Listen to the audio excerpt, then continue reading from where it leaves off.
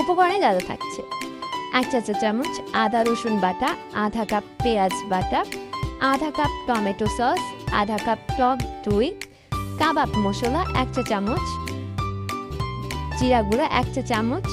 এখানে অবশ্যই আপনারা কোনো না কোনো টক আচার ব্যবহার করবেন। আমি এখানে তেঁতুলের আচার নিয়েছি, আপনারা চাইলে বড়ইয়ের আচারও নিতে পারেন। লেবুর রস, মরিচের গুঁড়া 2 চা চামচ, 1 চা চামচ সয়া সস, চিনি 1 চা চামচ এবং স্বাদ মতো লবণ। সবগুলো মশলা এখন একসাথে মিশিয়ে নিচ্ছি।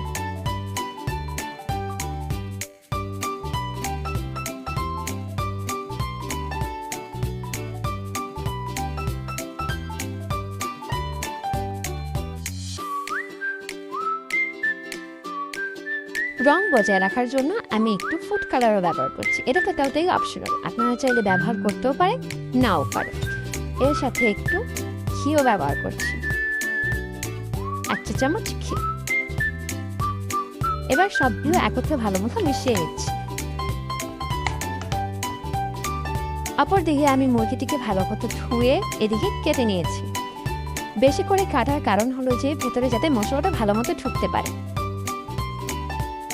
কেটে নেওয়া মুরগির পা দুটোকে ভালো করে বেঁধে নিচ্ছে একটা সুতা দিয়ে, কারণ এতে যখন আমরা মুরগিটিকে ভাজবো যেন তার আকারটা সুন্দর থাকে, যেন রেস্টুরেন্ট স্টাইলে পারফেক্ট শেপটা আসতে পারে। বাঁধা শেষ, এখন মুরগিটিকে ভালো করে ম্যারিনেট করার জন্য মশলায় মাখাচ্ছি।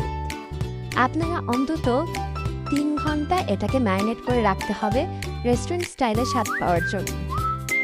আর যদি খুবই তাড়া থাকে তাহলে মিনিমাম 1 ঘন্টা আপনার ম্যারিনেট করে রাখতে হবে। এখন আমি ভালো করে মশলা মাখিয়ে নিচ্ছি। ভালো করে মশলাটা ভিতরে লাগাতে হবে যেন মুরগির সব জায়গায় যেন মশলা ঢুকতে পারে।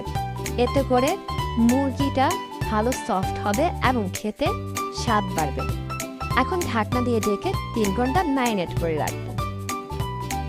ফ্রাইং প্যানটা প্রায় গরম হয়ে এসেছে। এখন আমি এখানে সরিষার তেল দিয়ে দিচ্ছি।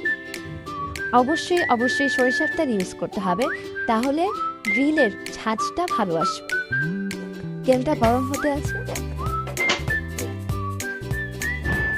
মশলাগুলো একটু কমিয়ে এখন আমি মুরগিটা ভেজে নেব।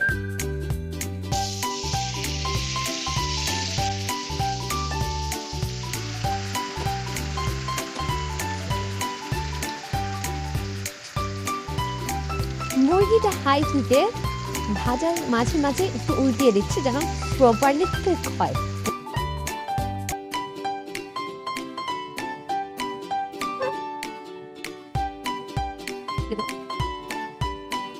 এভাবে মুরগিটাকে কিছুক্ষণ সেদ্ধ করতে দিয়ে কিছুক্ষণ পর আমি লো হিটে 10 মিনিটের জন্য রেখে দিব মুরগিটাকে।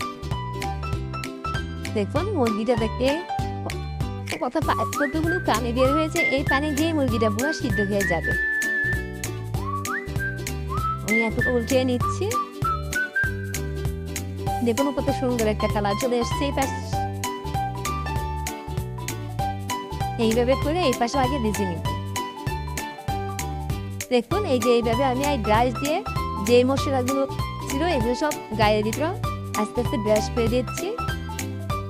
মুরগি থেকে কতগুলো পানি উঠেছে, আবার দেখে দিচ্ছি। এরপর 4 ও 5 ঘুরিয়ে আমি সুন্দর ভেজে নিয়েছি। দেখুন দেখতে কালারটা কত সুন্দর হয়েছে।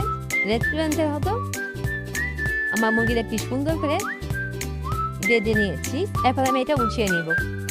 গ্রেভিটা তৈরি করার জন্য সেম ফ্রাইং প্যানে আমি বেঁচে থাকা মশলাগুলো দিয়ে দিচ্ছি।